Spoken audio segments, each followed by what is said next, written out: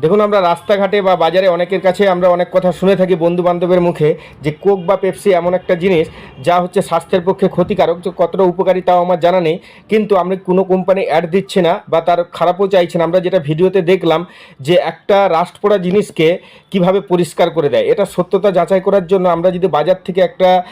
2 লিটারের পেপসি কিনে এনে যদি একটা পাত্র জোগাড় করি আর সেই পাত্রের মধ্যে একটা রাস্ট পড়া জং ধরা যদি একটা হাতুড়িকে রেখে দেই, তার উপরে যদি সমস্ত পেপসিটাকে যদি আমরা ঢেলে দেওয়া হয়, ঢেলে দেওয়ার পরে আমরা সমস্ত পেপসিটাকে, আপনারা দেখছেন যে আমরা ঢেলে দিয়েছি, এরপরে